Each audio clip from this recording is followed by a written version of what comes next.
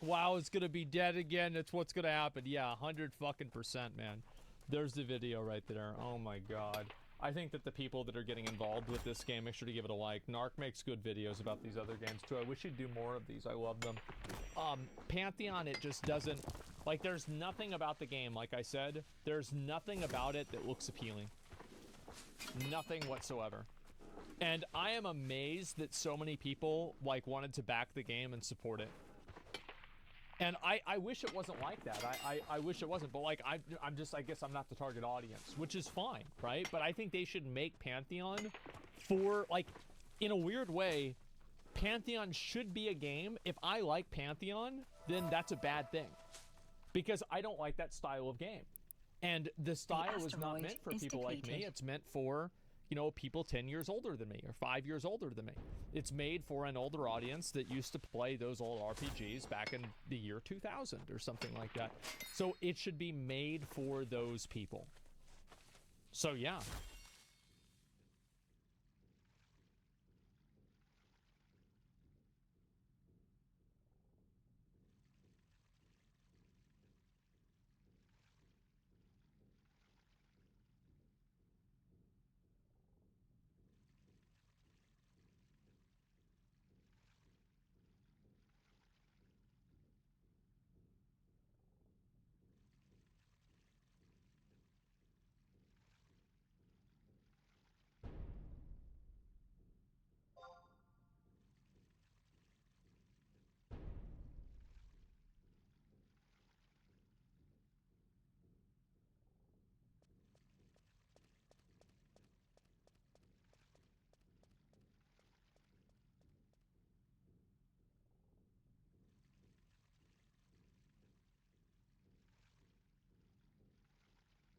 Well, hello there. TwitchCon just happened, and with it came Twitch's biggest announcement ever, pretty sure. This is going to change the entire landscape of live streaming, of all platforms, and if you are a content creator or interested in content creation, you absolutely want to watch the rest of this video. We're going to break it into 4 sections, because there has been a huge announcement, and that is that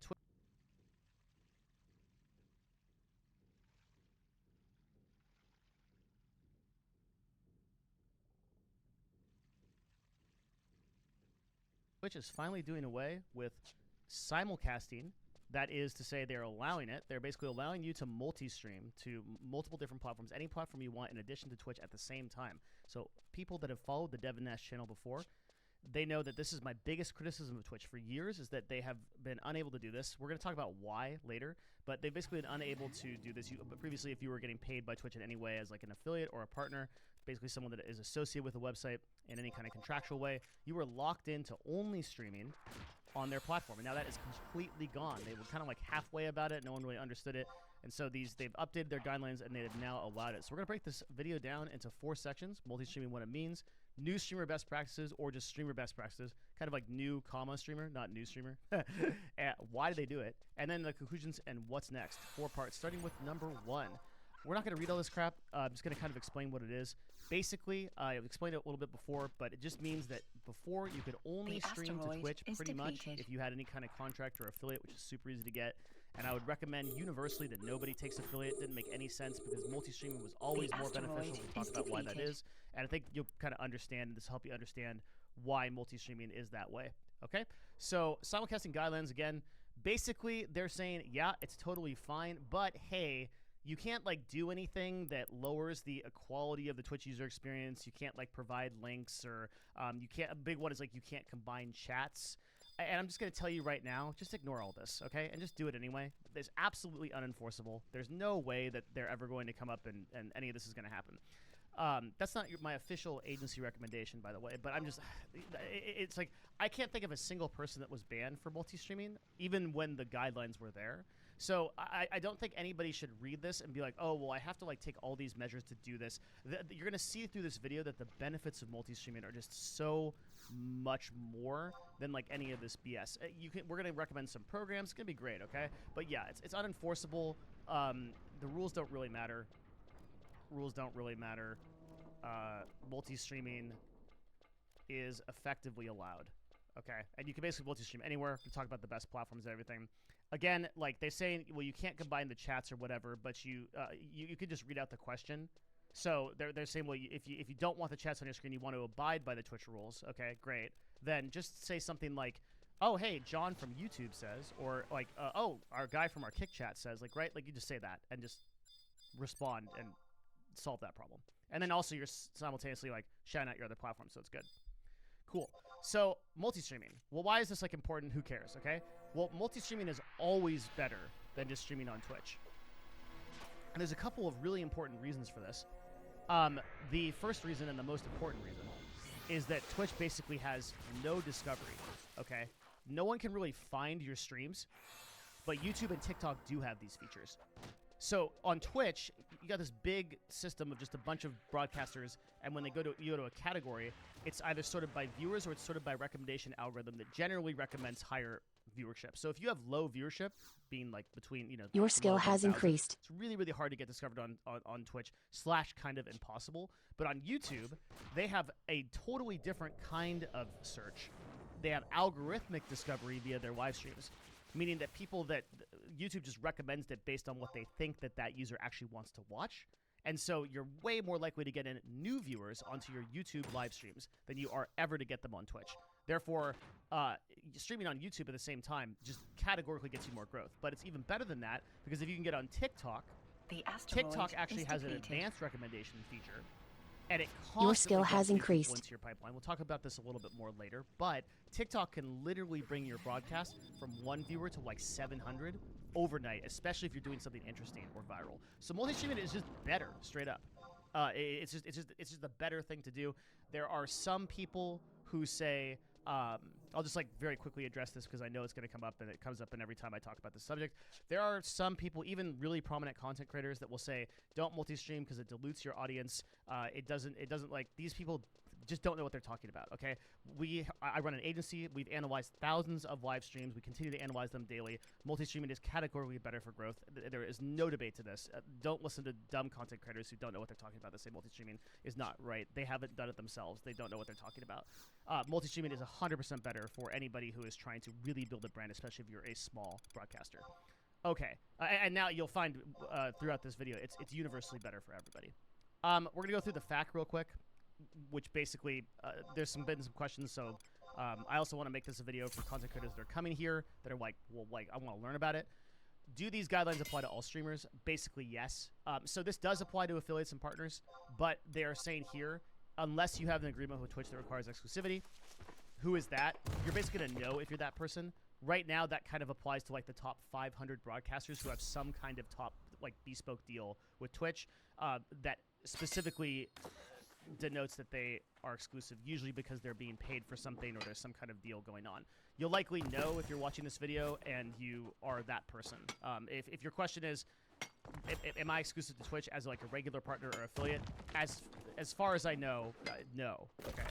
And then there's a couple of other questions like, can I use third-party tools? And we'll go through some of the good third-party tools. Do I need to designate my stream as simulcasting? Interestingly enough, they said they're actually going to have a feature that designates this as multi-streaming, so they're really planning to like put this in. Pretty great. Also, another huge W that happened that's not worth making a video about, but they also simultaneously disabled embeds for people like FFXI Life and people that were basically abusing the system and getting tons of views. So that basically improves the health of the website overall. Another really big Twitch W. Awesome. Love it.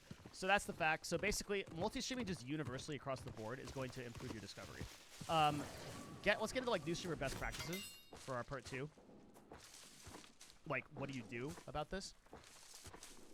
Well, you now take affiliate and partner when offered no matter what, which is a huge difference, right? You might go back to my video that I made, why you should never become a Twitch affiliate, and it basically boiled down to exclusivity and the huge percentages they were taking. You got to do the math, right? There's going to be a couple of things we need to talk about here. I guess actually I should talk about this now. And you need to kind of understand this is a pretty important marketing concept for anybody. And that is a marketing funnel, okay? So all streamers should consider their funnel and drive users away from their platforms that are getting discovered at and to a central, safer platform like Discord or Patreon. So what's a funnel? We're going to explain that real quick. Super, super important. Marketing class won't teach you these things. Maybe they will. I don't actually know. Never took a marketing class. Did I take a marketing class? Maybe. You draw an ice cream cone. I should teach a marketing class. I am teaching a marketing class. What the YouTube video is. Huh. Okay. So, looking at this funnel and drawing these cute little arrows at the top of the funnel, let's imagine this is where your customers go. Okay.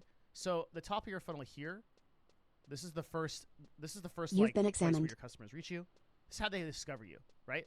So your customer has to hear about you. Your advertising has to be heard about somehow. Otherwise, your customer never hears about you and they never buy your thing. So if you want a person to subscribe to you, if you want a person to follow you, they first have to hear about you. So how do they hear about you? Well, generally at the top of the funnel, you want to place platforms that are highly discoverable, that have algorithms that will help you.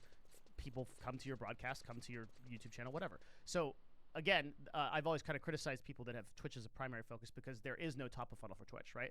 There's a lot of really good options to monetize once the person is in the funnel. Like down here, they can subscribe and they can pay you, and down here they can like eventually donate to you or whatever, and you can make a lot of money that way. But top of funnel, not that good, right? So you want to use top of funnel stuff like YouTube, like TikTok, right? Even to some extent like Kick, these kind of new platforms you can multi-stream on to drive people down the funnel to better paid options. Now, here is the Skippy on this. Is that what the kids say? They say Skippy.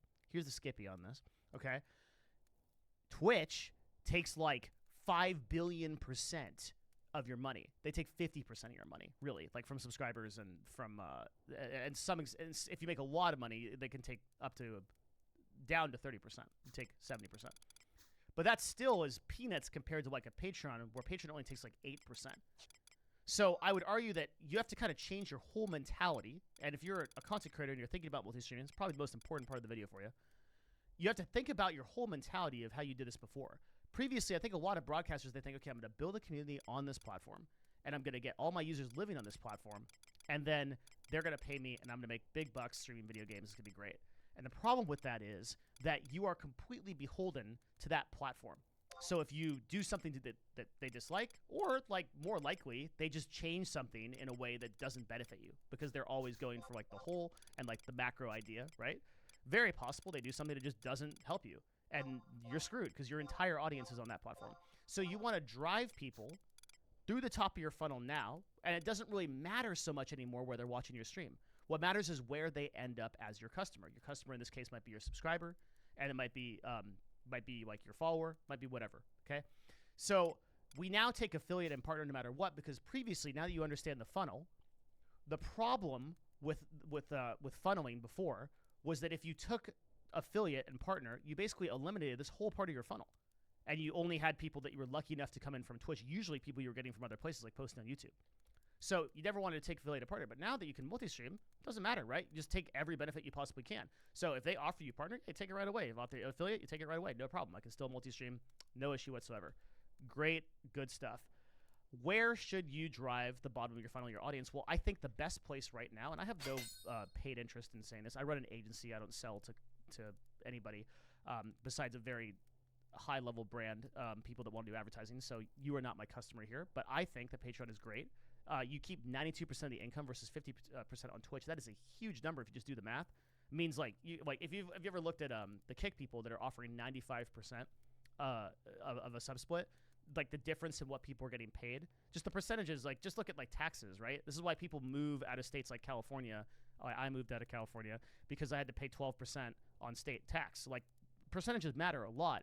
And if somebody is taking 5 of every 10 of your dollars versus 2 of every 10 of your dollars, that's going to add up really quick. So I like Patreon a lot because it's a good place to hold a paid community. It allows you to diversify a lot better because there's a lot of ways to provide rewards through things like Discord or extra places and like just extra things, extra one-on-ones, all kinds of community stuff you can do. There's a couple of videos I made, including one that's exactly how to make $5,000 a month off of Patreon. And that's because I made $5,000 a month off of Patreon. Also built 2 Patrons that got there within a month. And so watch that video. It's somewhere. Just search that, Devin Nash, and that'll teach you how to do Patreon well. But yeah, you can get your users on these platforms like TikTok and like YouTube and maybe even to some extent Twitch and drive them down to a Patreon or a Discord where they can then be a better, a bigger part of your community, kind of like a more prominent part of your community. Cool. So you now take affiliate and partner offered no matter what. And to do, a lot of people are going to ask, we'll just go through like some of the other platforms. I also really like Discord. By the way, I also think that Discord and Patreon just aren't going anywhere. Discord is like going nowhere but up. It's The a really popular asteroid platform. is It seems depleted. like kind of like the Skype model that finally kind of figured it out. Patreon also been around for years. Just has a very solid P&L, like really just good, solid company. Just I gotta go anywhere probably. So these are great places to kind of host your communities. Whereas like you look at a place like let's go over the streaming platforms right now. Twitch, right? Twitch is like on the up and up, and probably the best streaming culture still. I just feel like it's kind of the best place to kind of just feel to be like a live streamer. Between like the chat and the emotes and the culture and just kind of the meta of everyone kind of Warp just being drive there and talking. active. It's a really good place to be. And I think Twitch is still going to be like that. YouTube though is absolutely the best place for growth and discovery. I think I would need a whole nother video to explain this. But YouTube just has a different method of discovery. A lot of people are like, oh, well, YouTube has like no central directory where I can go and I can view streams like I can on Twitch. Well, yeah, that's intentional because they want you to search for something like, oh, I want to watch like Baldur's Gate 3 gameplay, or I want to like learn more about Baldur's Gate. Well, that's going to point you in your search results to a live stream about that, and then you may follow that person as a result of that. But that's how that discovery works, right? You're not going to like go to the Baldur's Gate 3 category and then click on something. Actually, YouTube does have a directory like that, but it's like buried and nobody uses it. The search is what you Docking go to permission YouTube for. That's why you requested. get such Docking a higher request percentage of new accepted. users coming into a live stream than you do on something like Twitch. Kick, which is the competitor to Twitch that currently owns about 7 to 9% of its live viewership, mostly through large contracts and acquisitions. If you're building this as a main platform, I think there's a bit of a PR issue. That is to say that there are some unscrupulable, is that how you say that? Unscrupulable? Oh, I really love that word. I wish I knew how to pronounce it. Somebody in the comments can tell me how. Unscrupulous? Unscrupulous? We're spending way too much time on this. Individuals, some questionable individuals there, who, when you associate your brand as a small broadcaster with, you may run into some issues down the line when you're trying to get sponsors, or we have had issues. So people that don't have context, I run an advertising agency. We spend millions of dollars a year in advertising budget on the best kind of platforms. We're very careful about where we spend money because we care about our brands. So we have had a lot of resistance from brands, understandably, on spending on Kick, just because of these sort of top-level streamers that are there and what they choose to post as their content. So you may run into that problem as just by context and association, by building full-time there. Now, multi-streaming, not going to matter. Some people have asked me that. They're like, hey, what if you're on Twitch, but I'm multi-streaming to Kick? Like, is there any implication to, like, negative brand stuff? No. Like, if you're multi-streaming, no one's going to care, And generally speaking, like, most people probably won't care about this stuff. Long-term health of the platform is kind of super questionable. So I would just multi-stream there and then not worry about it, but not make it a main platform. Right now, I don't understand the future of it. It looks like pretty good, but I just get nervous with people spending millions and millions of dollars with like no clear ROI. And again, we can make a whole video about any of these topics, but yeah. TikTok, if you can get in, it's great. I say if you can get in because usually you need, I think, 1,000 followers to apply for the live streaming portion of the program. And then the problem with it is like it can take months to do it. There is a quick hack for people. You can join a TikTok agency. These are agencies that are required to support, I think, at least 300 creators. So they're always trying to grab up creators. They will take a percentage of your money for doing absolutely nothing, but they will get you into the TikTok live program, like creator program, which allows vertical video and some other stuff, or horizontal video or whatever. So if you can get in, it's great. And there are opportunities for instant viral moments. I've seen so many creators on TikTok go from literally no followers to like streams of like 500, 800, 900, 1,000 concurrent viewers or more. And yes, it works for gamers too. There's like a gaming audience on TikTok quite a bit. And then all the other platforms like Facebook, DLive, whatever, this might as well be dead. If you really want to diversify and like multi-stream to them, you might as well. But I just don't think it's probably worth your time. Cool. Okay, so tools, like what do we use? Well, there's two tools that I like. Restream.io is one. That's like a paid professional tool that a lot of people have had luck with. It's fairly straightforward in how it is utilized. You can read about it, and it is paid. There's also Commander Root's tool. Just go to Twitter and search for Commander Root, and he runs I think he has like I don't know if it's paid or whatever, but he's the same guy that does a lot of like Twitch analytics or stuff. Here's his X right here. And so he has a, I believe he has a restreaming service thing, and he builds a lot of tools. Really, really great member of the Twitch community. So Commander Root is the second one. We'll put him in the notes. That's how you actually restream. So you can just literally go to restream.io, sign up for an account, and you will literally be like multi-streaming. It's not like some big tech thing to set up. It's like not that hard. Also, for combining chats, there's a awesome tool called Chatterino, which is completely free, and I actually use that in live streaming and recommend people use it as well. Cool. So that's how you actually do it, and some of the best practices. So we're gonna go into like why Twitch did this, and then we're gonna talk about some of the really important stuff about just like what is going on with the platform now, and some of the insider stuff that I don't think a lot of people are seeing.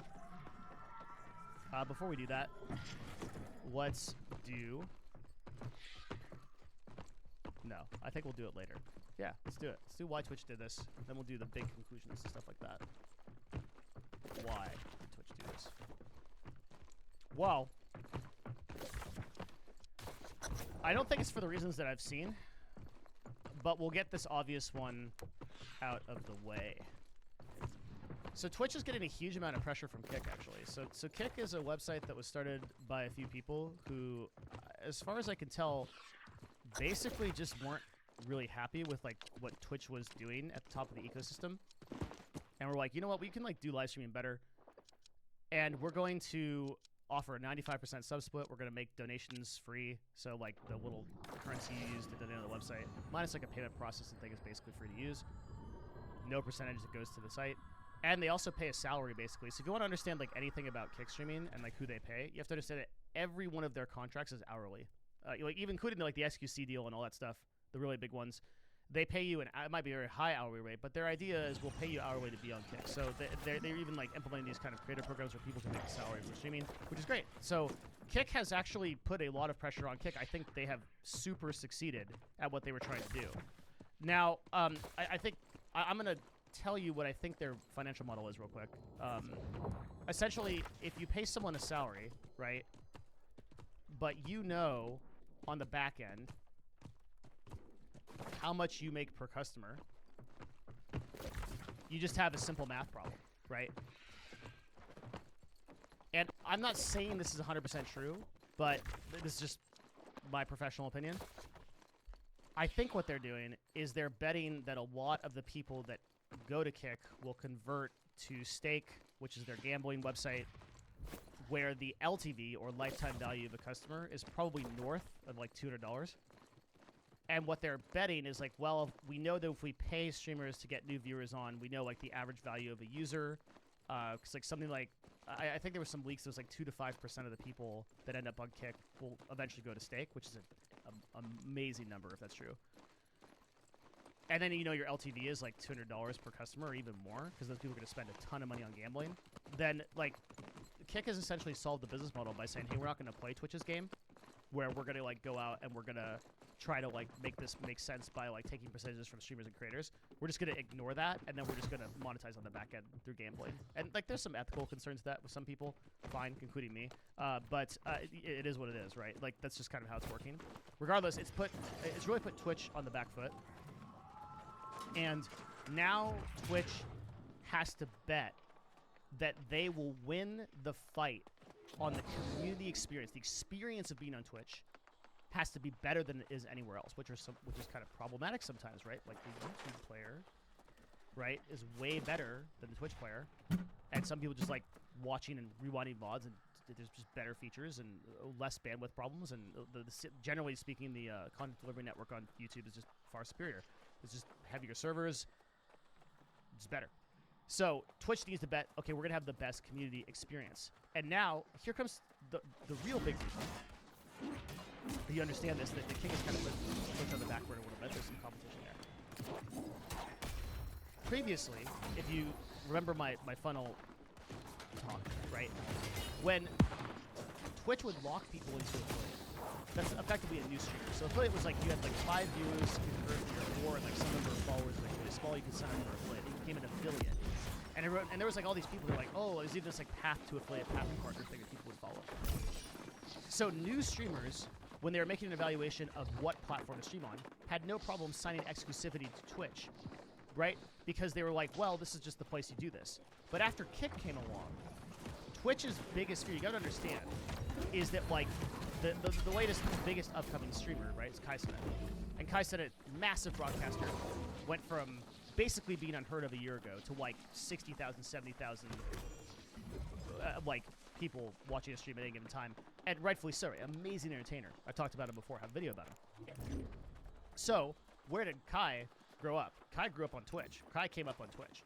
So the biggest fear that Twitch has is that Kick starts growing these streamers, and the next biggest person grows up on Kick, because that points to every new creator and says, oh man, that's where I need to be, right? So Twitch previously had the luxury of locking people into affiliate because they knew that they were the place to be. Now that Kick is around and saying, hey, that sub split, you can go over here, you can start your career here and earn 95% of all the money you take. You know, Twitch, they'll give you 50%. So you're gonna make way more money here, and we're also gonna pay you a salary to be here. Twitch had no choice but to drop exclusivity at that point, because if they were continuously locking new streamers into affiliate, it would then become an evaluation between, well, do I want to only stream on Twitch, or do I want to make all this money over here, and hey, I can also stream on YouTube and do whatever I want, right? I know, by the way, I could be like more not safe for work over here, or I could like, you know, watch Lord of the Rings for 8 hours like people do on tech or whatever. Whatever you do over there. So, great, right? So it became basically inevitable that Twitch had to do this. And it goes back to my friend Trainwreck, who was like, you know, I just think at the end of the day, Twitch needs competition. He was right. Like, Twitch just needed some competition. And now they've got some, like, legit competition, like, getting huge deals sniped out from under them. Big streamers like XQC and Nadeshot going over to the platform for the big bucks. Twitch is like, damn, like, also, we can't financially compete with these deals because we can't justify, like, we can't white paper Amazon for this money, right? We're not going to, like, why should I pay $70 million for this freaky thing? Imagine walking into Andy Jassy's office or whoever you got to approve for a $70 million expense at Amazon and being like, yeah, so this weird goblin kid, like, with this hair that screams at his TV and thusly his audience is worth $70 million. I need to justify an expense. You're not going to do it. It's not going to happen, man. Twitch can't compete one-to-one with what Kick is offering these people. So they're like, all right, screw it. We're just gonna drop exclusivity entirely. Just do what you want. We're gonna build the best team. We're gonna build the best product. We're trying to work on that. Which, by the way, we should have been doing the whole time. Thanks, right? Took a little bit of competition to knock them out of it, but that's what they should have been doing the whole time. You gotta add to that like, I need links to support this. I guess I don't need links to support it. Twitch has had huge PR hits over the last year. You can link it yourself. I'm too lazy. Just Google it. They've had a bunch of PR hits, and that also means they needed a couple of W's here. And at the end of the day, it forces Twitch to be competitive, which is universally a good thing for the industry. We've already seen this reflect in some of the product developments. They're making favored clips, which as of yet haven't been like very successful discovery, but at least they're trying. And there's also new discovery options. Like right now, is the time of this recording, they have a discovery like feed that's come out that is available to like 20% of the total Twitch audience. Good. It's a pretty good start, and that's what we're going to talk about now in the conclusion part. I'm just kind of like, where is this going? What are the most important, like, kind of takeaways from this? And before that, this is the secret call out. It's right there. Are you kidding me? It's 2626. What a good time. That means if you are still watching a DevNet video 2626, you are the OG. You're the gangster. Okay? Post that in the comments. 2626. Comments. Thank you guys very much. Two things to talk about here. Number one is, I'll tell you about Novo. It's the agency I work with. I get a lot of places with. So what we actually do here is we work with brands, and we help advertise products and services on new media platforms. So we might do influencer marketing, we might do advertising, all kinds of good stuff. I make these videos for free. 99.9% of you are never going to be my customer. But if you are a VP of marketing or you own a business and you're looking to do effective advertising and you have a budget of over $100,000 a quarter, you want to reach out to our agency. That's hello@novo.tv. That's what we do. You can also support me personally on Patreon or support yourself, because $5 gets you access to 100. That is not a lie. 100 30-minute videos I've made about business, marketing, lifestyle. All the stuff I can't post on this YouTube, I post on my Patreon. My Patreon has all kinds of like business education, marketing education, just the stuff that I come into contact with running a multi-million-dollar agency and all the business lessons I've ever learned. Literally 130-minute videos just for $5 gets you access to all of them. There are some other tiers, like we have a mastermind where you can come in like every week and talk to me and tell me about your business and stuff. That one's really good. We've got like 35 of those episodes. Those are all 2.5 hours long. They're done every Saturday. So just take a look at it. Patreon.com/DevinNash. And take a look at Novo if you're one of those sorts that is really kind of confused about the advertising world and just wants some help with it. We'd love to be a partner for you. Okay, so like, what's the big conclusions, like the overall conclusions? And thank you everybody also for like supporting these videos. People are like, why don't you upload more? You know, transparently, I kind of like an existential crisis a little bit that my stuff isn't very valuable. So I just like, that's really why I get into these funks. You'll see me upload for like 2 months. Sometimes because FFXI is like a great game, and the league comes out, and I'm like, I gobble it down into my cave like the hatch, like the witch that goes the hatch. Sometimes that's the reason, but lately it's been because like I just like kind of am not sure that my content. There's a lot of good stuff on YouTube, you know. I don't know if Devin Nash is the best person to watch overall, but thank you. Like when people post comments and stuff like that, and they do the 26 thing, and they're like, no, it's like actually good. I'm like, man, maybe I should keep creating videos. Anyway, so where are we going? What are we doing? You know, I feel like Twitch is moving forward. Like, it's so weird to say that. I feel like it's good. You know, competition was good for them, and there's a new CEO. We've seen him everywhere. If you're kind of like a member of the Twitch community, you've probably seen Dan Clancy. And originally, I said this of Dan Clancy. I said he seems like a really nice guy. He seems really well like connected to the community. I think he's gonna do well, but I don't think he's gonna be the person that like really pushes Twitch forward into like a massive tech company. And I think that assessment is pretty correct. The previous CEO, Emmett Shear, was horrible, like legitimately. Now he did what Twitch needed at the time. He pushed Twitch, the CDN, the tech of it. Emmett at his core was an engineer, and he pushed Twitch forward into a business that did live streaming better than anybody else did. And that was a huge part of the process. I don't want to like dock that. Horrible previous CEO. Just completely incapable of engaging with the community. But Dan, you see him at streamer weddings. You see him playing the piano. He live streams himself from a van. He's a super accessible, super cool guy. He was all over TwitchCon. Really fantastic dude. That I just think he is really a great feeling for Twitch, and kind of all broadcasters right now have a feeling that Twitch is just like kind of revitalized. This TwitchCon felt really good to a lot of broadcasters. There were notably some broadcasters like my buddy Co Carnage, who was saying like, man, this like felt invigorating. It felt like a good TwitchCon. Like it felt like good for the first time in a long time. People like S-Fan saying like, oh man, this is like really good. Like I really got this good. A lot of people praising Dan, I like appropriately for just how he's doing. So I think Twitch is moving forward, and competition was good for them. Okay, I also think that Twitch seems to have realized in this day and age that it's not going to be this huge tech platform. This kind of drove me crazy about Twitch in the, like, 4 or 5 years ago, where you had Emmett up on stage that was, like, basically, he was literally trying to be, like, the Steve Jobs Apple CEO, like, announcing the new iPhone, and he's, like, literally just, like, talking about weird little community features that nobody cares about, like mod options and stuff like that. Like, Twitch is just not that platform. It's not going to be YouTube, and it doesn't have to, right? It can kind of be like a special niche place for live streaming where people on average are just more dedicated, because like the average user on Twitch watches a stream for 120 minutes a day versus YouTube people that watch like a video for like 15 minutes, right? Like the typical Twitch user is just a more engaged person to that community, and that's fine, right? Like you don't need to appeal to 2 billion users. And I think Twitch has finally kind of realized, like, oh, we can kind of like grow. Like, we don't have to grow so wide. We got to grow up and make the experience better for the streamers we have. And make this the best place it needs to be for streaming. And this big multi-streaming thing, just like the sort of corporate messaging here is, hey, we are confident that we can build a better product than these other people, and thus we don't have to chain you up, right? It's like if you're in like a marriage or whatever, right?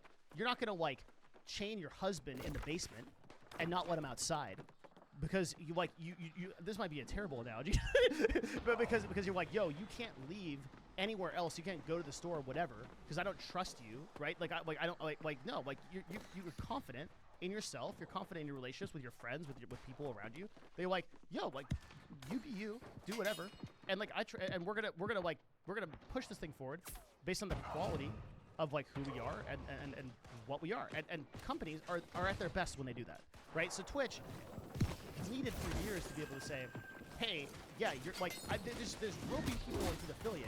It's like you with your 4 viewers, you are now locked in forever to being on Twitch eternally. And if you ever look away, if you look at Twitch, it's like the meme of the guys, like if you ever even look at Kick, we will ban you. Like screw this. It's such an authoritarian, draconian bullshit. Like now they are actually dropping that, and they're taking this stance of like, hey, like we're gonna build the best product, and you can be wherever else. Like sure, right? But you're gonna want to be here. This is gonna be the place you're gonna want to be. We're gonna be so good that you can't ignore us. Awesome. Love that mentality for business.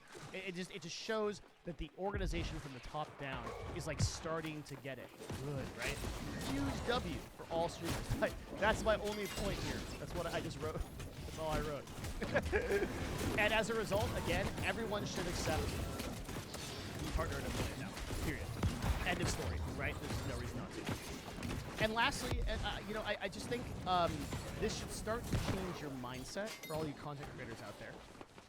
Maybe some of you are already in this place, but for those of you that are not, everyone should be platform agnostic, right? Like, instead of just thinking about the platform you're going to live on forever now, diversify to the ones that most serve you, right? Use your top of funnels, and then convert people to paid prices where your percentages favor you the most and have the most longevity. Be where you are benefiting and you want to be. Multi-streaming really at its core should be a tool that you use to find where you get the best results. You may multi-stream to 4 or 5 different places. You may realize after 6 months or whatever that you are killing it on Twitch. And you're just like, man, I don't need to be anywhere else. And this is really where I'm getting the majority of my growth and my following and my money. I'm just gonna it's a 90-10 thing. I'm just gonna cut that 10% and this is gonna be at home. You might, but like here's the thing about multi-streaming, right? If you don't multi-stream, you never know you never know if that was going to be true. And that's like the real problem, right? It's like a lot of people are like, oh, I'm never going to try to multi-stream. And it's like, well, you could have easily been the next guy on the next Nate Shot or the next doctor or whoever on YouTube. But you never gave yourself that opportunity. You never discovered there. And so that's why multi-streaming is so important. It's like that option to kind of dip your foot in every possible platform and then be like, oh man, this actually is the one that I want to stay with. Or I love multi-streaming. Like I love like that there's a multiple parts of the community, but like try it, right? There's no downside to trying it. So at the end of the day, build your platforms and build your brand on the platforms that most serve yourself. Like don't have all these blind loyalties. And this is something that I really criticized a lot of people that were going for affiliate and even partner at Twitch for a long time, had this blind loyalty to Twitch that clearly they didn't care about you, right? And the truth is, like, platforms still don't care about you. Not because they're evil or they're malicious, but because they can't. They're building something at scale for a lot of people, right? It's like you going in and expecting, like you're doing like all these public tests or whatever. Like they can't care about you because they have to cater to like the huge average. So it's the same thing on platforms. So serve and use the platforms that most serve you, right? And going forward, I'm just kind of excited about live streaming. It's great. It's really great. So, well, Devin, maybe you'll live stream. Nope, I have no time. Everybody, maybe if I do, I'll definitely multi-stream. But yeah, I'm excited for the first time in a really long time about the direction that Twitch is going. And I think Twitch being the leader of live streaming, like this now means that there will be basically no exclusivity except for just the highest paid individuals. And look, that's a viable path too. Like maybe you build this great brand that is multiple across multiple different platforms. You got multiple different socials. And then you get a paid offer from someone like Kick or for someone like Twitch even, or like some of that, and they're like, hey, like pay you you be exclusive here. Great. Like, right, you're locked in. So that's another path. But that's kind of the point of this video, is that there are just way more paths to success now than there were before because Twitch enabled multi-stream. So yeah, there's nothing negative to say. It's just a super positive thing, and I hope that many broadcasters learn something from this video and maybe take it and they help it build their brands, or you just found it was interesting. If you did, leave me a comment. I read all of them, and yeah, I appreciate you all. Thanks everybody, and we'll see you again for the next video sometime. Bye.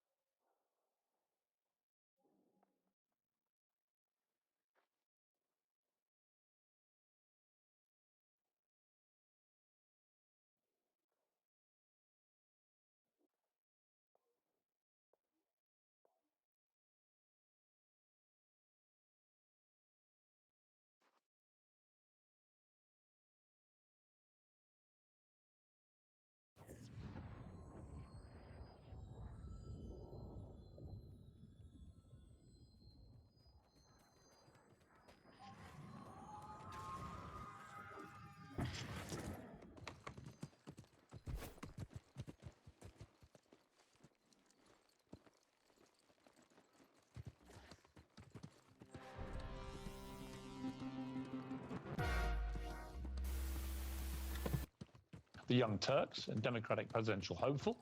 Why is he running for president? Oh, You know. I don't know, dude. He's a wacky guy. I feel like he's just trying to get money to, like, cobble together donation funds and to get people to buy his book and stuff. I've heard the TYT network isn't doing that hot at the moment, like, monetarily. I don't know, man. He's being real wacky. I met him in DC, like a month ago. He did not look very happy to see me. And that's Cenk. You go. Cenk, great to have you on the program. Thank you very much indeed for joining me.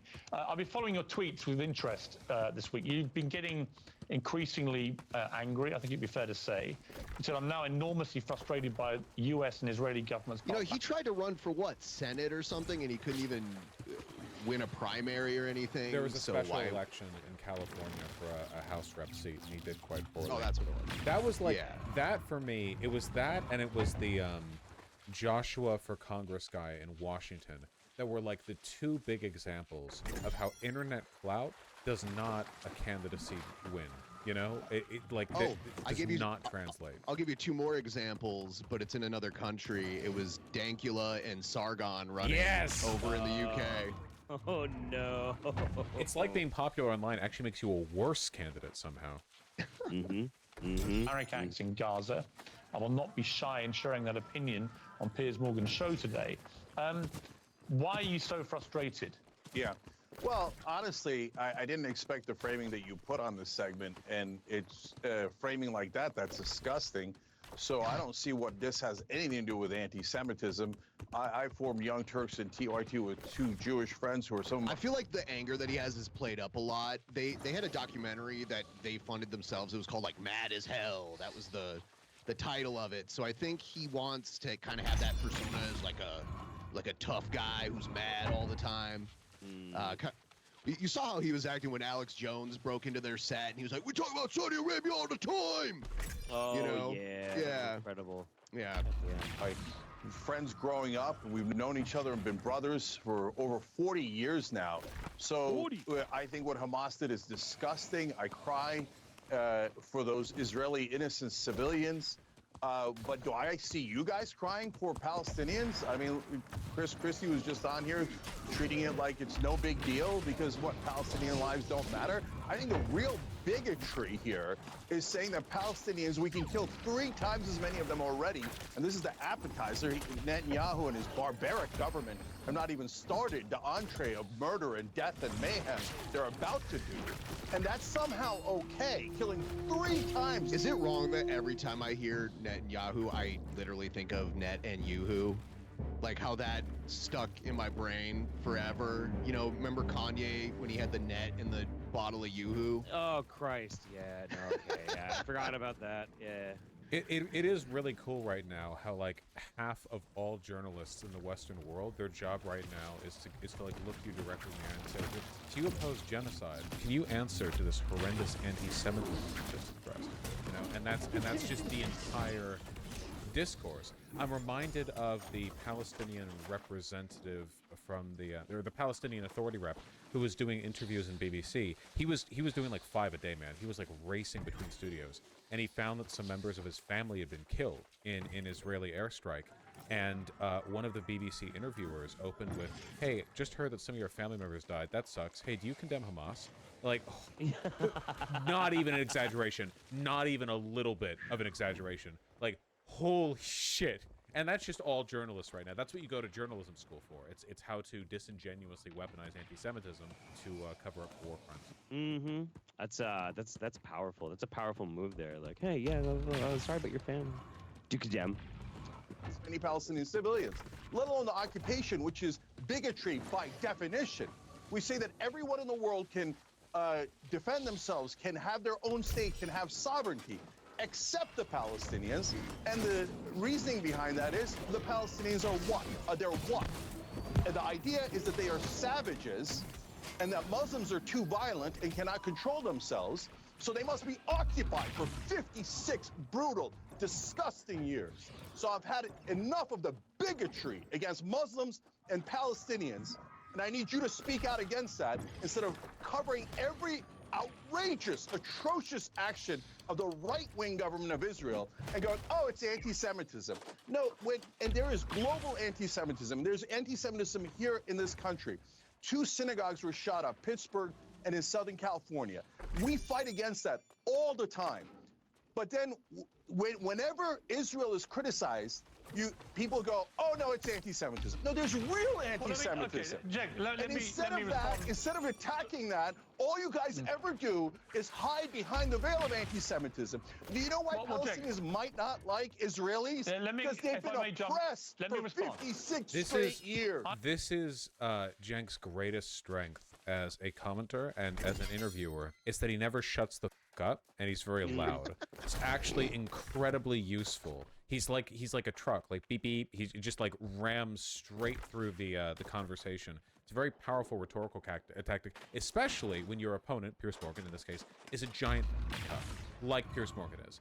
So it's especially effective when you're fighting a wet noodle of a person, you know, finger flips on person, like Pierce, because you know all he can really do is sort of ineptly go like, excuse me, so it's my turn. It's Mum said you have to let me speak as well, and Cenk just doesn't give a fuck, and it's very respectful.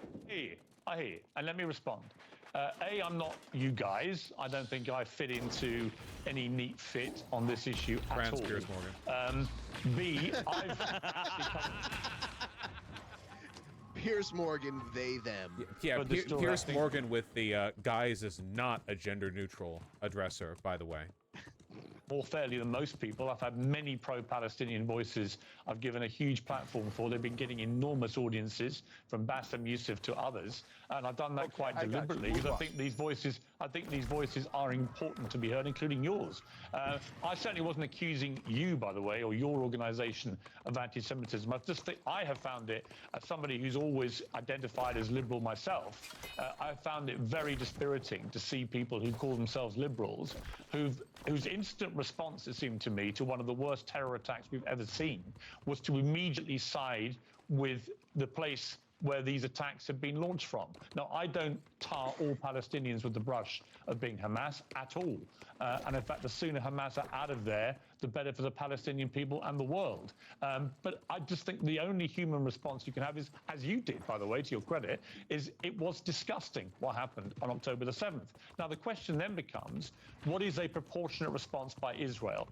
Not just the terror attacks of October the 7th. Can I just say how, like, so there are a lot of lefties whose immediate response to the attack from Hamas was to do this like, oh, Hamas are like revolutionary, oh, they're fighting back against their oppressor, which is dumb because Hamas is like an Islamic jihadist org that doesn't give a fuck, and they all want to get their virgins in heaven or whatever. Like, they're not a good org. We do not need to stand under no circumstances, blah, blah, blah.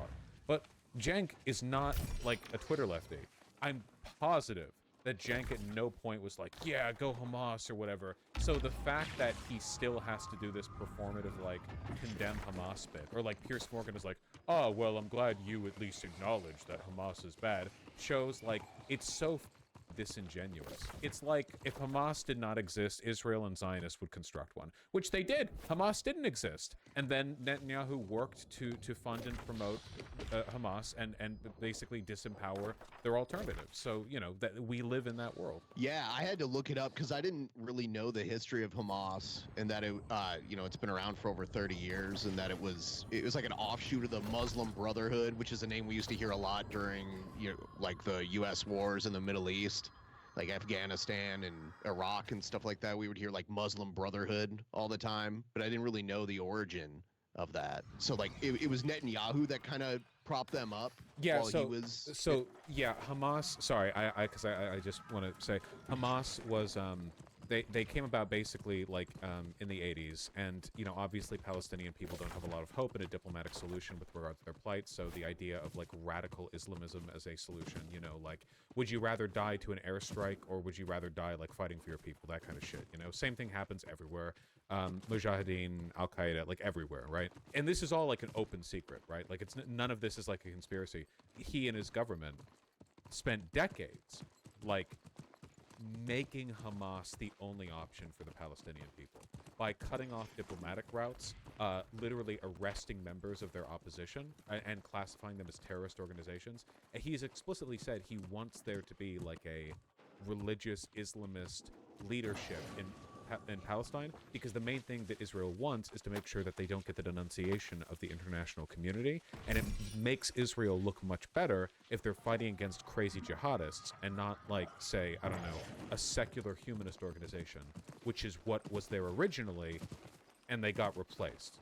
You know, I mean, it's a very that's, unfunny ramble. No, that it's makes totally sense. like so, and I'm glad you said it, because like out of all of the Middle Eastern countries and like the histories and how they developed and whatnot, Palestine and Hamas, everything that happens in Gaza is the one that I know the least amount, and there's a reason for that. Mostly because you can't really say anything about the issue without getting crucified by at least somebody. But I do think that's fascinating, because that's like a tried and true method that has happened in the Middle East many, many times. You know, the destabilization of Iran was specifically to combat, you know, a more left-wing push and to destabilize the region into something that is going to be more amenable to a very specific conservative foreign affairs bent. And it's really strange. Like the enemy of peace really is people's fear of you know, secularism, like you were saying, of liberal ideas, of tolerance, and that doesn't pay. It doesn't pay for people who are trying to stay in control. Obviously, there is now a huge ongoing escalation in what has been, as you rightly say, a 56-year war, effectively, in varying degrees over that period. And that's where I think I'm struggling to see how a ground invasion by Israel, with all that would entail, particularly mass deaths of Palestinian civilians, how that is going to do anything for any peaceful resolution to this. I think it will have the opposite effect. Yes. So let's take it one at a time. First of all, as you rightly point out, on Young Turks, we covered the atrocious actions of Hamas right from the get-go, and we condemned it as fully as anyone can possibly condemn it. Because not only are they killing those poor, innocent Israelis that didn't do anything, those little babies and the grandmothers, it's disgusting what they did. But on top of that, they're ruining the Palestinian cause. They've burned the moral high ground to cinders. And then on top of that, they smear. It's Shank, of course it is. Yeah, this is really dumb. So first of all, like this environment where you have to spend 15 minutes performatively denouncing the group that everyone dislikes. Like, yeah, oh, in the Western world, there's just so much love for Hamas. Like, yeah, this is definitely like an issue we have to, you know, settle and really work the details out on. And for two, this like the moral high ground being burnt, you know, which is bullshit. This would be like saying like, oh yeah, well, I used to be anti-slavery, but then there was this slave revolt, and the revolting slaves like killed a bunch of innocents. So now it's like, like what the f does Hamas have to do with the moral question of the treatment of the Palestinian people? The answer is nothing, literally nothing. Totally disconnected issues. But the connection of them, the idea of like, oh well, because Hamas is bad, that means that the treatment of the Palestinian people is more justified, is literally the definition of collective punishment, which is what Israel has been doing for decades, is doing now, and is literally a war crime. Like, that logic is a war crime in and of itself. What would you figure would be the most efficient way to purge Hamas from, like, the Palestinian population? To, like, concede land. Say, hey, we f***ed up. Sorry for genociding you for decades. Haha, Lamau. Here's like land. We're giving you these territories here. We're like giving you this West Bank territory back, and like a bridge between that and Gaza, not a bridge, like a land bridge, whatever connection. And also, we're going to give you resources as reparations so you can rebuild. Hamas becomes irrelevant the nanosecond the diplomatic option is available. Like, the Palestinian people experienced decades of genocide before Hamas even came to exist. So, I feel like if the people there got even a taste of hope in a different direction, like nobody would tolerate Hamas. They wouldn't, like instantly, it'd be like done, you know? Yeah, and so, and if the Palestinians had like a level of sovereignty over themselves. That'd be nice, yeah, you know? Yeah. Ideally. Yeah, it's one of those things too, like, I mean, when people try and compare these two types of things, because again, like, I don't want to say too much because I'll be speaking out of ignorance, but when you do have those kind of conversations, you know, I think that's a pretty valid point, because Palestinians haven't been like encroaching on Israeli lands, like that just hasn't happened, but the reverse has. The verse obviously has. Like, you can see it. It's been proven. You know, maybe draw them a border. Like, I don't know. Maybe it would work. Maybe. Yeah, I mean, the power differential here is so massive, right? Like, it took Hamas everything they had to do this. Like, they killed, what, like 1,300 civilians? Which is a lot of people. Against religious holy wars and theocracy. True. Yeah. Like, that took everything they had. Everything Israel has is nuclear weapons. In terms of, like, proportionate retribution, like, Hamas has to do everything. Like, Hamas has to overextend massively to do what Israel did 3 times over in the week since the attack, in terms of, like, civilian casualties. So, like, the level of power, like, the ability to put this to an end, right? Hamas doesn't have that. Obviously, if they could, they would. Israel does. So, you know, it's really only one direction forward, I guess. Yeah. So deeply fun conversations. Fun topic, you know? It's been a rough news week. Or, sorry, it's been a rough news cycle. Yeah. I say hi to my postman, and I'm like, hey, what's up? And he's like, hey, followed what's been going on in Gaza? It's like, give me out. I go to the convenience store. I'm like, hello, I would like 6 Reese's peanut butter cup duo bags. They're like, oh, that's great. You know who doesn't have food? I'm like, God damn it. Hell.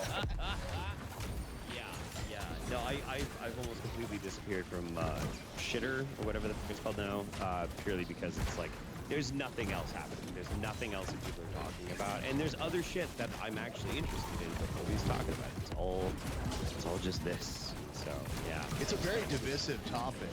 Yeah. I've noticed.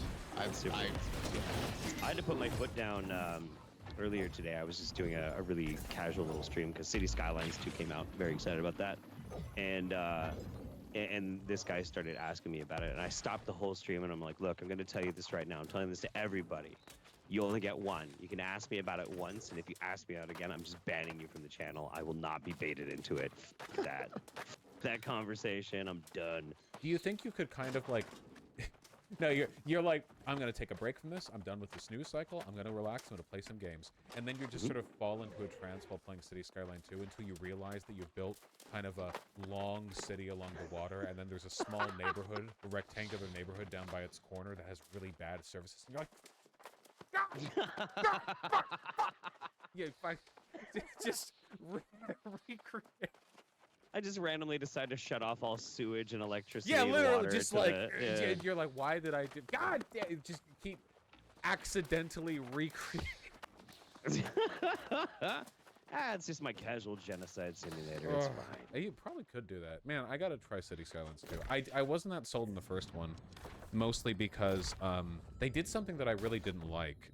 I know you can fix everything with mods, but I tend not to get mods.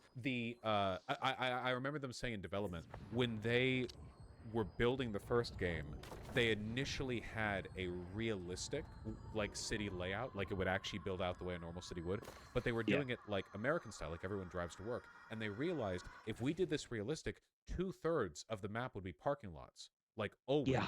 So they just made it. Every building now has invisible underground parking. And that bothered me because it's like, no, like, that's a lesson. Like, now that we're building the city, it's like, oh, maybe it's really dumb to have everyone carry a 2-ton metal brick with them every single place they go. So I'm really hoping walkable neighborhoods are more of a like a starter option. Well, in City Skylines there's 2. a lot of policies that you can do to counteract that. And in City Skylines 1, like I combated that a lot by always making my city. Well, hello there.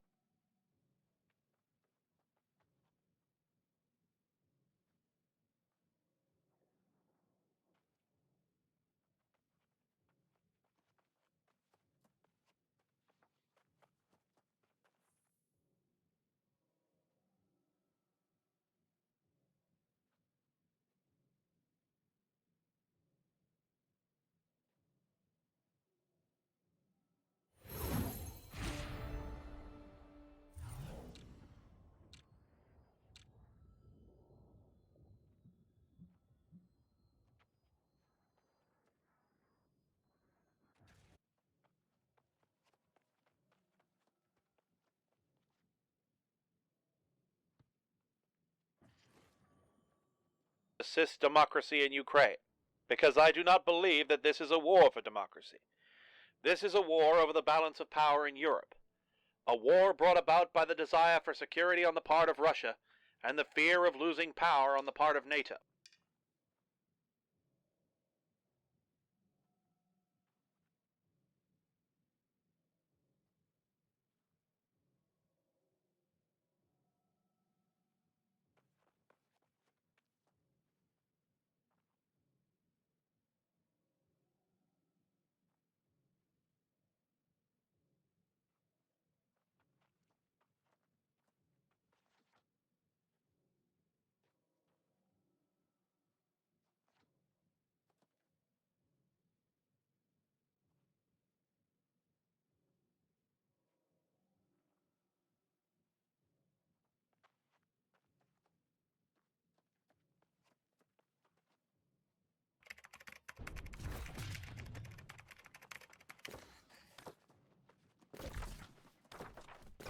I do not believe that providing arms would assist democracy in Ukraine, because I do not believe that this is a war for democracy. This is a war over the balance of power in Europe. A war brought about by the desire for security on the part of Russia and the fear of losing power on the part of NATO. The more munitions we provide, the longer the war goes on, and the more devastated Ukraine becomes, more people will die, and with it will die the hope of democracy. That is a lesson we should have learned from our participation in foreign wars. Those are the words of a famous American conservative speaker, which he delivered at a GOP event recently. In fact, I can almost declare with certainty that everyone watching this video has heard of him. He is a very vocal member of the nationalist movement inside the Republican Party, which Donald Trump embraced with his America First policy. He has been very adamant about not sending arms to Ukraine, and has made repeated calls for Ukraine to negotiate terms, to accept that they cannot win against Russia's military might, and they should ultimately surrender portions of their country to protect the peace of Europe and by extension the world. He is of the view that assisting Ukraine is of no benefit to the United States, and that any assertions to the contrary are the machinations of, quote, international finance and the military-industrial complex, manipulated by the Democratic Party to enrich themselves while spreading socialism and communism in America. This conservative speaker is Charles Lindbergh, in a speech he gave on October 15th, 1939. Now, I know some of you may think that was a little dishonest of me, but I needed to do that to make my point. All I did was replace Germany with Russia, Europe with Ukraine, and the Allies with NATO. And all of a sudden, that speech sounded like it could have been delivered a week ago instead of over 80 years ago. Isolationism, defeatism, and appeasement are not new ideas. They are old ideas. Ideas which have proven to lead to both death and disaster every time we've tried them. Yet now, with the war in Ukraine, they have resurfaced with a vengeance, with people all over the Western world, though especially in the United States and Germany, falling into the same trap they fell in before. So today, we are going to talk about isolationism, the major players, the flaws in their arguments, and the history of America First, both present and past. Also, I'm going to say this now. There's a couple of disclaimers I have to give. First, this is a video essay and a sort of talking spiel, if you like. It's not going to be one of my full videos with lots of footage, etc., etc. There are two major reasons for this. First, Ukraine videos are getting cracked down on severely by YouTube, so if I include anything spicy like combat footage or even political footage of Zelensky or anything like that, there's a very good chance that this video could get struck and age restricted, okay? Number one. Number two, this is really long and it is a very heavy subject, and so it's best experienced as a audiobook format or a listening format. There will still be, sort of visual cues on screen, but this is mainly a listening video, so the production value is not going to be as high. The other disclaimers I have to give is that this is your official, giant, capital letters, I don't know how else I can frame it, this is your massive bias warning. In this video, I am arguing for an aid and interventionist stance in Ukraine, which, like it or not, is a political issue, meaning that this video is an opinion piece. It's not my usual military analysis and geopolitical analysis like I normally do. This is a historical discussion, a historical argument even, mixed with a political argument for contemporary times, and thus it will have a very aggressive political bias against isolationist groups, namely the far right and the authoritarian left. So I am going after both Make America Great Again and America First, and the tankies and vatniks that you see online. So, there is a lot of bias here, there's a lot of my own personal opinions here. You have been warned. So either leave now, or, for the more fun of you, grab some popcorn. However, thankfully, because we're discussing such a heavily partisan topic, we have a sponsor to help with journalistic bias. Today we have a returning sponsor to the channel who provide a service I find vital in my day-to-day. These days, trust in media is at rock bottom, polarization is at its worst, politicization and corporatization of the news has commodified and trivialized the flow of crucial information, but thankfully for us, there is an answer to the problem. Ground News. They are one of, if not the best source of news on the internet, and best of all, they cover that news from every angle. You can compare headlines on literally any subject, filter the presented articles by factuality, location, and political bias, all while following specific topics, which for me is very useful for following the war in Ukraine. But today, we are looking at America First and Make America Great Again, so I checked in on Donald Trump, who is currently under siege in the law courts while hitting the campaign trail with Matt Gaetz, who recently ousted the Speaker of the House. And sure enough, you can see how the media is reacting to the newly polarized landscape. And as you can see on the interface to the right here, it shows you the publication, which way it leans, and what country it originates from, which is a big help when you're trying to filter out the propaganda. Just read the difference in headlines. Us YouTubers can't be up to date 24 hours a day, 7 days a week, even though we try, and the only reason I manage is Ground News. So this product is a must to keep up with things going on. But my absolute favorite feature is Blind Spot. In here you can find news stories that are being underreported, which in the polarized political landscape of today is a useful tool to see what different media outlets want you to know and what they don't want you to know. Plus, it can also be a source of fantastic entertainment, seeing some of the more extreme publications and what they are saying. Seriously, it's hilarious, it's easy to use, and the most enjoyable way to read the news, helping you become a more informed and well-rounded person, able to understand both sides by cutting through the polarization and bias that is so prevalent in the modern world. So, click the link in the description to get a special promotional offer at groundnews.com/animarchy and try out this absolutely amazing product. I use it, my colleagues use it, and I highly recommend it. Many thanks to them for sponsoring us today, and now it is time to get back to the video. The United States of America is the most militarily powerful nation in human history, maintaining a defense budget that dwarfs entire national economies while projecting power across the whole globe. It achieves that projection primarily through both naval aviation and the United States Air Force, combined with allied nation support, as well as over 1,000 overseas military installations. The United States maintains a global reaction force, alongside active Marine expeditionary units, and at least 5 aircraft carrier battle groups at any one time. With these assets, they can deploy enough combat power to defeat 99% of the world's militaries inside of 24 hours, and they can deploy it literally anywhere on the planet. The geopolitical and economic implications of this capability cannot be understated, and for most of the people watching, US military supremacy has been set in stone to the point that it's been a fact of nature for our entire lives. Yet that was not always the case. It wasn't until the Reagan Revolution in the turbulent last days of the Cold War that the mighty behemoth we know today came to be. In over half the conflicts it's been involved in, the United States has been caught unprepared for war, and in most of these cases, from 1812 to World War I to Pearl Harbor, and even to an extent 9/11, it has always been preceded by a period of complacency, isolationism, and neutrality. And while this video may be targeted at a primarily American audience, it goes out to every Western nation and their relevant far-right parties. Looking at you, Alternative for Deutschland.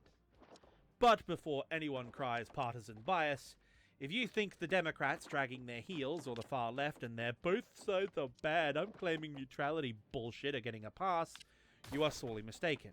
As I mentioned before, I'm coming after everybody. Today, I choose violence. I'm fighting everyone because I have a history education. I've read about this, and I've seen it all before. I know where it leads, and I'll be damned if I'm going to let it happen, at least within my power anyway. Which is not very much, but I'm going to do what I can. Besides, as a YouTuber, I pay US taxes, making this, well, my money. I'm an American taxpayer. But as I'm a foreigner, I don't even get to vote on these issues. So forgive me if I start to vent a bit or get out of control, okay? Please forgive me. So where do we start? Well, let's do what all the big YouTubers say and jump right into it. Feet first, all throttle, no brakes, and with a distinct lack of what the Zoomers define as cap.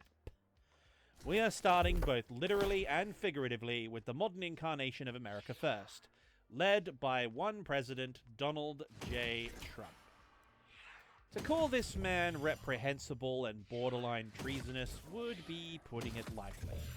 If I were to cover all the frankly horrific corruption as well as his crimes against both his own people and the people of the world, and his crimes against the English language, this video would be 5 hours long before we got to the next topic on the list. So let's narrow it down to issues directly relating to the war in Ukraine, which unsurprisingly and tragically is still a very long subject. The most obvious place to start here, of course, is Trump's very good relationship with the perpetrator of this ongoing crime against humanity, Vladimir Putin, and the Russian Federation at large. Now, leaving aside Trump's long list of business interests in Russia and his known collusion with Russian state officials on various corporate enterprises, his campaign's involvement with Russian psyops during his presidential run is the first major scandal everyone takes notice of, and while both sides of the aisle rant and rave about election interference during the 2016 election and what did or did not happen, what is beyond dispute is that after Trump's confirmation as President of the United States, Putin was one of the first world leaders to congratulate him, and Putin himself received a standing ovation in the State Duma to commemorate the occasion. Well, I think that speaks for itself.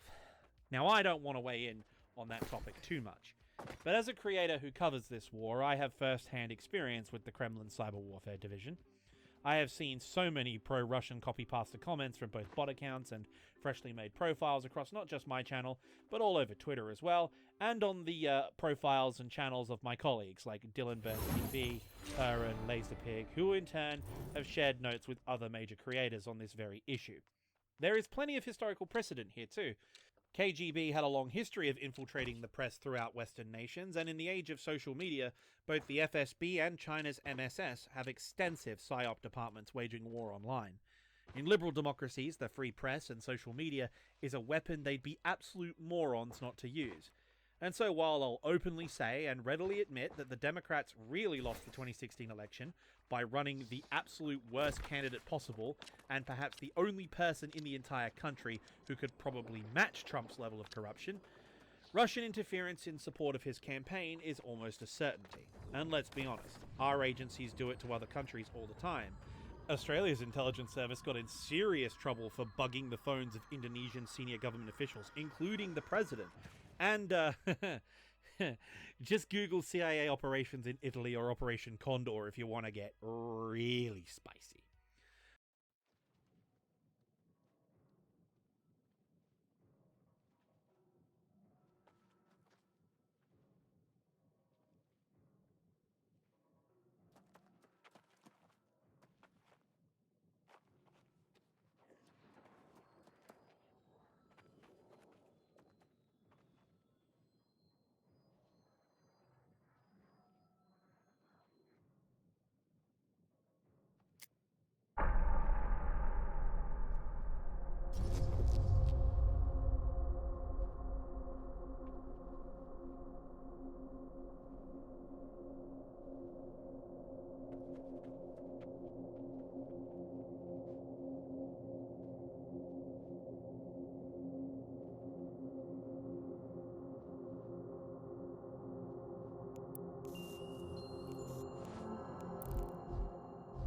Connecting.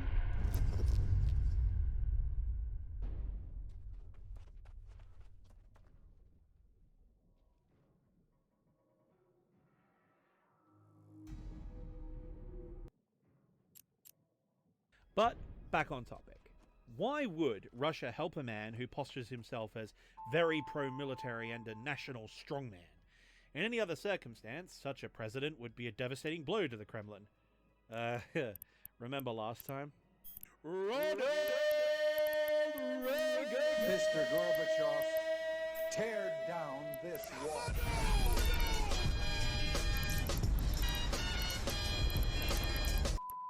But in this case, it was an absolute goldmine. The isolationist position of the Trump administration did catastrophic damage to the international relationships established by previous US governments. But perhaps most frighteningly of all, throughout his presidency, he repeatedly floated the idea of a US withdrawal not just from climate agreements, military cooperation agreements, or trade agreements, but a complete withdrawal from NATO as well. Now, many would just pass this off as typical Trumpian bluster. After all, he pathologically lies and claims he can solve geopolitical crises spanning over a century in a single afternoon. I mean, just recently, he mentioned that he could solve the Israel-Hamas crisis currently ongoing at time of recording. He just came out and said, I can fix it. Yeah. We've been trying to fix that for over half a century now. And just no. But the fact is, regarding his withdrawal request from NATO, people were so concerned about it, Congress actually went full bipartisan. Congress went bipartisan under Trump for one of the first and only times during his presidency by signing legislation which mandates that such a move would require practically every elected official to approve it. However, it didn't stop him from taking other action that directly aided Russia politically and militarily. In a move that caused extreme backlash from service members and veterans, as well as the public, Trump ordered the immediate withdrawal of US forces from Syria with no contingency plan and no operational handoff. This essentially resulted in abandoning the Kurdish people to Assad's regime, backed by Russia, and to Turkey, who have been actively conducting genocide against minority groups in their country for over a century. The Kurds and Armenians chief among them. Indeed, within 48 hours of their withdrawal, Russian forces occupied the main US operations base in Syria, Kobani Air Base, while Turkish forces moved in and began a brutal occupation of the region, which includes some reports indicating the use of chemical weapons during the invasion phase. The city of Afrin in particular saw acts of ethnic cleansing carried out by Turkish-backed militias and unrestricted airstrikes against critical infrastructure. The outrage which followed forced the administration to backtrack and redeploy US troops to eastern Syria on a mission to, quote, take their oil. But by that time, the damage was done. They had sold out an ally and given Russia the upper hand, all while causing one of the United States' finest military leaders, General James Chaos Actual Mattis, to resign in protest from his post as Secretary of Defense. Look, I don't know about you, I'm not an American, but if the sight of Russian troops raising their flag over an American base doesn't enrage you, I don't know what will. However, the most egregious of his transgressions was, of course, the scandal which brought Ukraine to the front of American domestic politics in 2019, when it was revealed that Trump, abusing his office as President of the United States, bypassed Congress and the DoD by ordering the immediate halt of all financial and military aid to Ukraine after Zelensky's government refused to launch an investigation into the Bidens. This was after Biden's announcement that he would run for president and his subsequent success in the Democratic primaries, which, by the way, that is where an investigation should actually be launched, given how sketchy some of those votes were. I mean, check out Iowa. Shadow Corporation, literally Shadow Corp, running voting machines? Are you serious? What kind of decision is that? But of course, the DNC will never ever launch that investigation, and they'll never let anyone investigate at all. Now, back on topic. Anyway, needless to say, Trump's actions are absolutely insane. Using your nation's highest office to strong-arm a foreign government into investigating an American citizen due to him being a political rival? Regardless of whether or not there's just cause, just as I was just saying before, you don't have to mention to me that corporate Democrats are corrupt. Just look at the storm over Democratic Senator Menendez. Like, the guy's sitting on, like, a huge pile of gold that he mysteriously got from somewhere. Come on. It's not a secret. But the idea that a sitting president would end run around Congress and directly compromise the foreign interests and national security of the United States for domestic political points? Seriously, not even Nixon went that far. Thankfully, Trump and Rudy Giuliani were caught and they were forced to reinstate the aid to Ukraine. But had that not been the case, had they not been caught, there was, and in the terrifying event of his re-election, there still is, a real possibility that Russian forces would make gains and Ukrainian lives would be lost as a direct result of his corrupt practices and isolationist policy. And I know this will be obvious to most of my audience, but for those of you who don't see it, a Ukrainian defeat is in Russia's interests. And if something is in Russia's interest, there is a very, very high possibility that it's against American and, by extension, Western interests, namely our interests. But enough about Trump. Enough about him. I'm sick of talking about him. I'm sick of hearing about him. I just want him to go away. I want him to get locked up.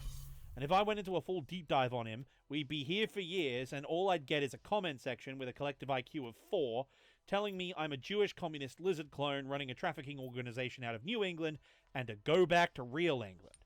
Though I'm a half-Jewish anarchist from a colony, so I guess they aren't completely wrong. Point is,